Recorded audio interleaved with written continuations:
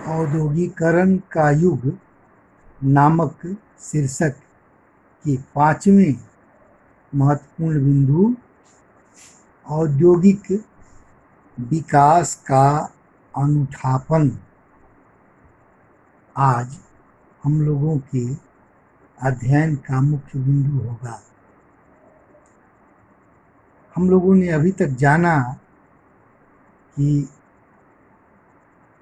औद्योगिक क्रांति जो यूरोप में हुई थी, उसके बाद धीरे धीरे ब्रिटेन के उपनिवेशों में भी औद्योगिकरण प्रारंभ हुआ।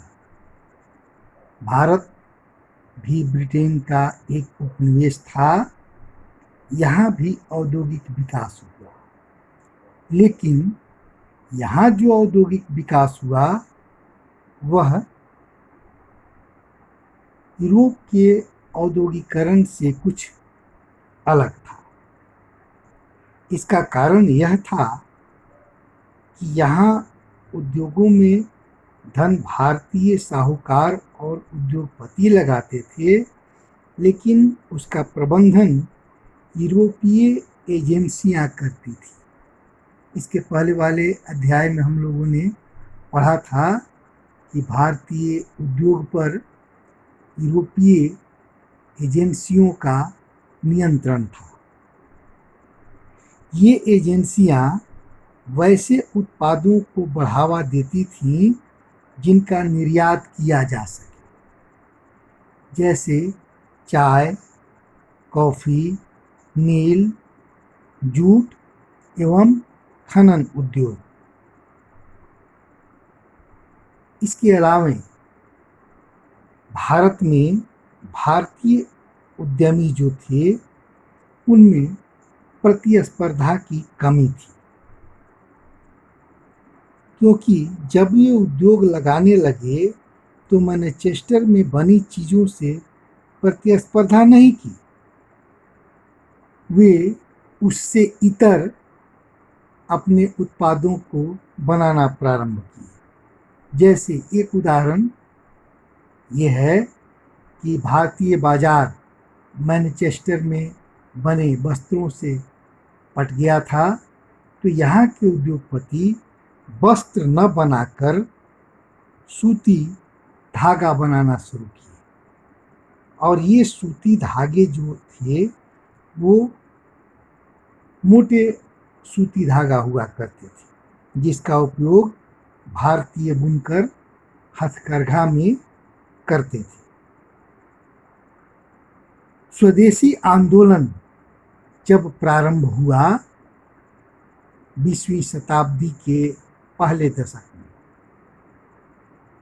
जब लॉर्ड कर्जन ने 1905 में बंगाल का विभाजन कर दिया, तो भारत में उसका विरोध करने के लिए, ब्रिटिश हुकूमत का विरोध करने के लिए स्वदेशी आंदोलन चलाया गया। इस आंदोलन में ब्रिटेन में बनी हुई वस्तुओं का बहिष्कार किया गया। इस बहिष्कार के कारण विदेशी वस्त्रों का भारतीयों ने बहिष्कार किया।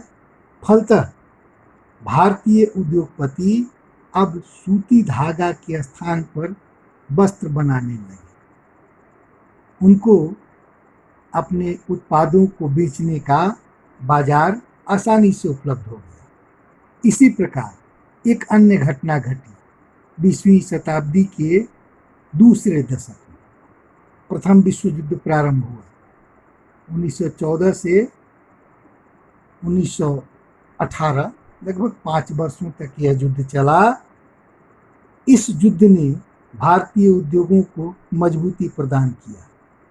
इस समय मैनचेस्टर में वस्त्र उत्पादन में कमी आई, क्योंकि वहाँ के उद्योगों ने वस्त्रों के स्थान पर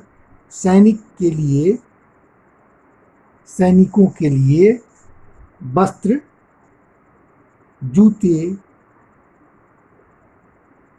टेंट आदि बनाने शुरू कर दिए। इस प्रकार भारतीय उद्योगों को अपने देश का बाजार अपने उत्पादों के लिए आसानी से मिल गया। एक और लाभ प्राप्त हुआ, कुछ भारतीय उद्योगों को ब्रिटेन से यह ऑर्डर मिला, अनुबंध मिला कि वह ब्रिटेन के सैनिकों के लिए या विश्व युद्ध में काम करने वाले सैनिकों के लिए सैनिक सामानों का निर्माण करें।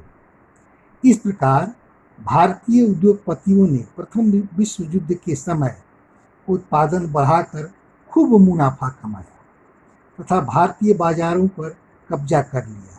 उनकी स्थिति अब मजबूत हो गई। इतिहासकारों ने लिखा है कि मैनचेस्टर को अब वह गौरव भारत में प्राप्त नहीं हो सका जो गौरव उन्हें प्रथम विश्व युद्ध के पहले भारतीय बाजारों में प्राप्त था। तो इस प्रकार हम लोगों ने इस बिंदु का के महत्वपूर्ण बातों का अध्ययन किया। आप लोगों के लिए कुछ प्रश्न और टिप्स हैं जिससे आप लोगों को लाभ मिलेगा और आप लोगों के लिए गृह कार्य भी है। गृह कार्य है, स्वदेशी आंदोलन का भारतीय वस्त्र उद्योग पर क्या प्रभाव पड़ा। स्वदेशी आंदोलन का भारतीय वस्त्र उद्योग पर क्या प्रभाव पड़ा। धन्यवाद।